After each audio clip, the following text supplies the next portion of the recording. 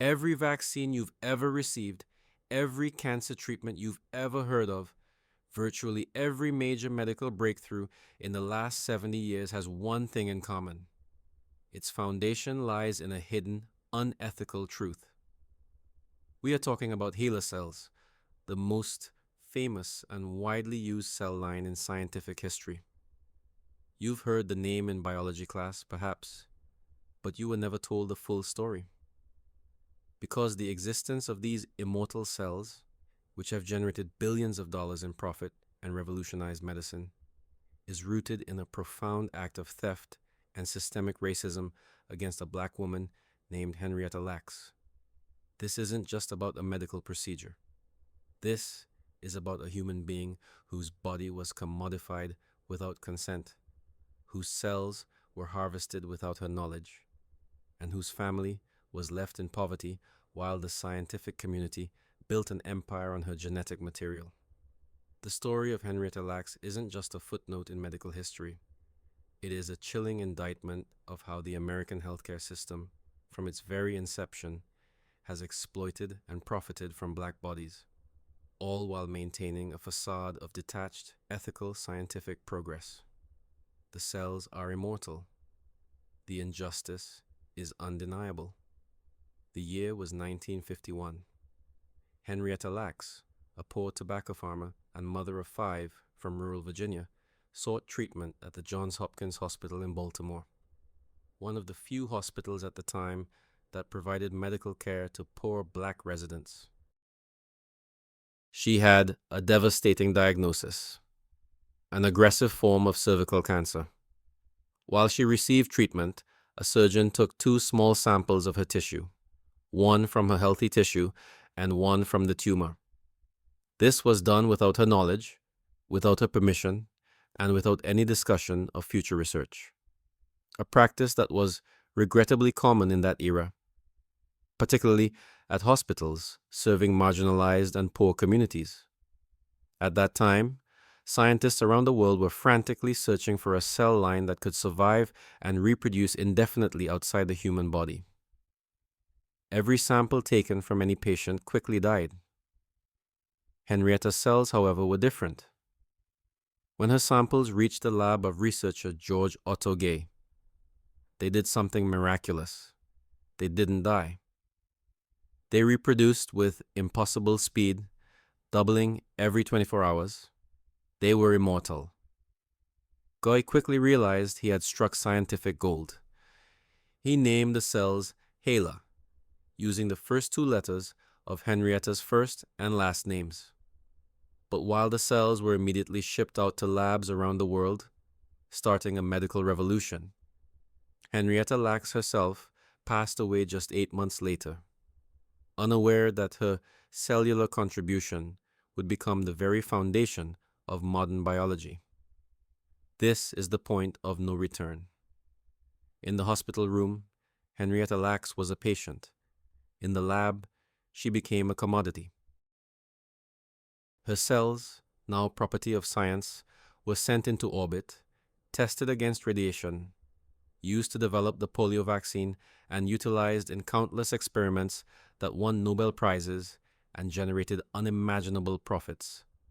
All of this was achieved through a stolen gift, with not a single dollar ever reaching Henrietta's impoverished family, who would remain completely unaware of their mother's revolutionary contribution for over 2 decades. The discovery of the HeLa cell line was a quiet explosion that rattled the foundation of medical research. Once Dr. Gay shared the cells with the scientific community, freely at first, their incredible capacity for infinite division was instantly recognized as the key to unlocking countless biological mysteries. Because HeLa cells could be grown in massive quantities, scientists finally had a universal, standardized, and inexhaustible medium for experimentation.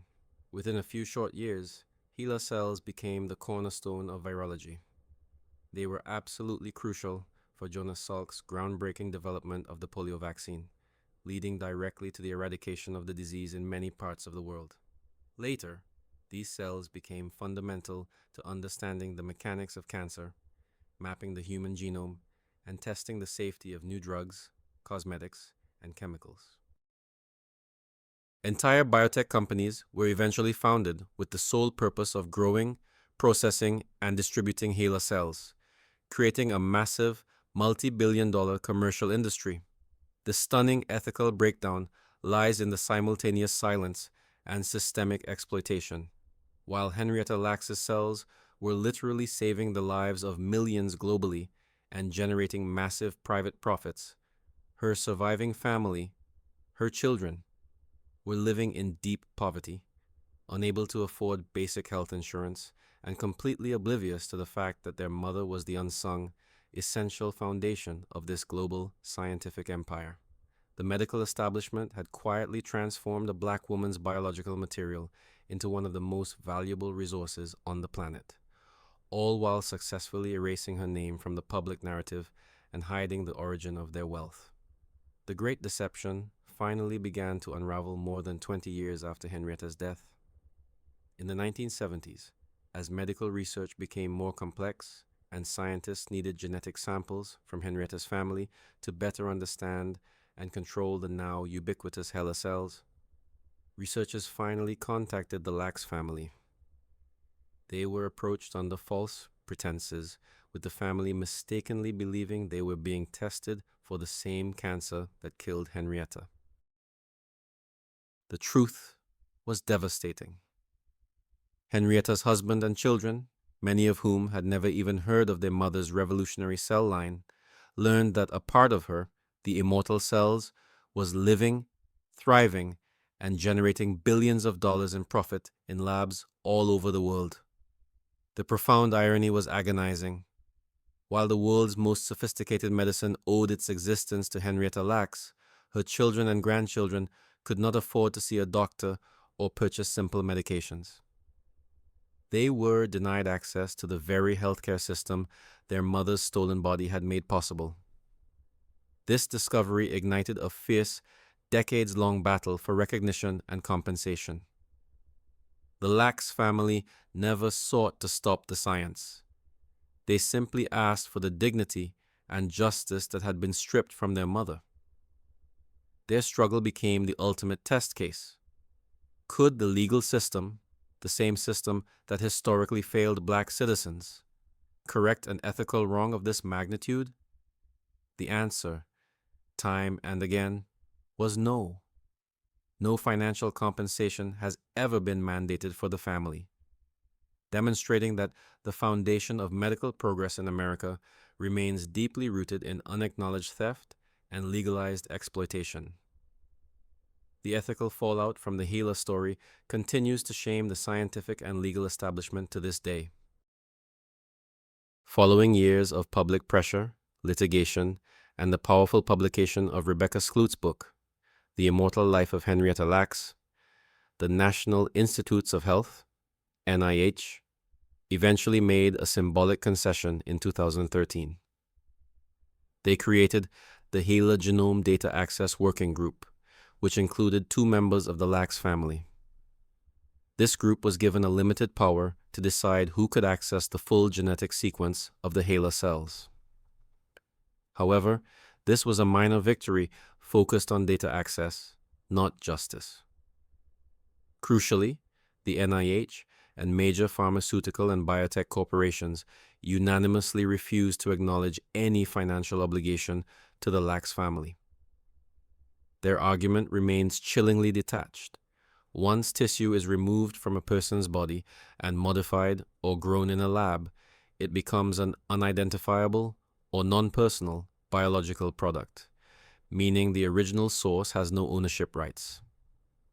This final, crucial block exposes the ultimate systemic failure. The medical institutions, which legally assert ownership over the highly profitable cell line, benefit directly from the same antiquated, unethical practices that governed segregation-era medicine. The billion-dollar industry built on Henrietta Lacks' body refuses to share a fraction of its wealth with her descendants, perpetuating the historic cycle of extracting resources from black communities while denying them the resulting benefits. The HeLa cells may be immortal, But the battle for justice for Henrietta Lacks proves that the stain of exploitation is just as enduring.